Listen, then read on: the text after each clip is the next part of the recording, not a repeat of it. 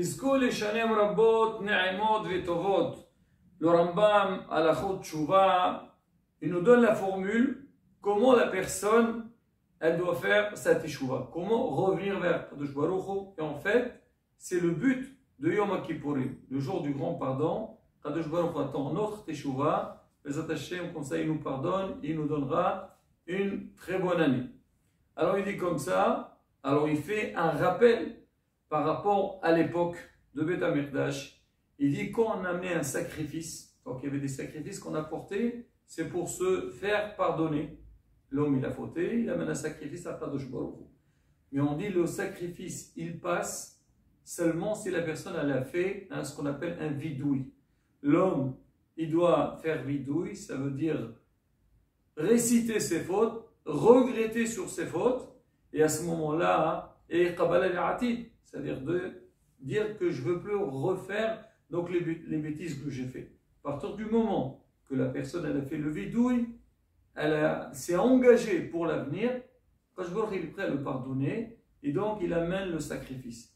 Il dit c'est pareil aussi aujourd'hui, il y a le jour de Kippour, il va nous pardonner, mais avant le pardon, on a besoin de faire ce qu'on appelle une tishuva, faire vidouille devarim, oui dire j'ai fauté, j'ai fait telle et telle faute, j'ai fait telle et telle faute, je regrette sur ce que j'ai fait, et Bezat Hashem, je ne répéterai plus donc les bêtises que j'ai fait dans le passé. Akadosh Baruch Hu, il est prêt à nous pardonner. Et la bouteille, on dit qu'il y a beaucoup de moyens pour qu'Akadosh Baruch Hu nous pardonne. Hachamim, ils disent il y a Kol, Tzom et Mammon. Il y a Kol, la voix, Tzom, c'est le jeûne, et Mammon, l'argent. Ça veut dire quoi?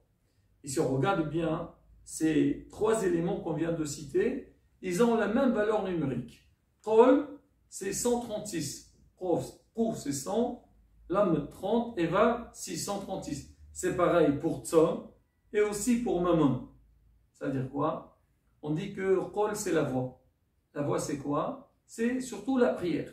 On sait que le jour de Kippour, on passe pratiquement toute la journée à faire des tfilot. Certes que la voix, faire attention à tout ce qu'on dit, pas parler du mal sur les autres. Mais là, donc on doit accentuer sur la prière pendant la fête de Kippour.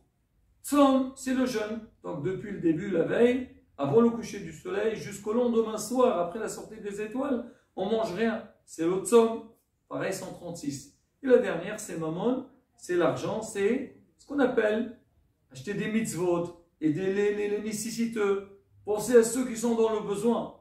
On dit quand on associe ces trois points à la Teshuvah, Be'ezrat Hashem, on a une garantie que Hashem il a accepté notre Teshuvah et on aura la grande réussite.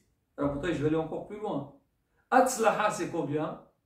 La valeur numérique de Atzlaha, Dan ça fait combien Atzlaha? 136. 138. 138. Alors ça fait que quoi? Quand on utilise le Kol, les Tzom et le Mammon c'est 36. Avec ça, le vidouille et la teshuva, ça fait 2, ça fait combien? 138. 138.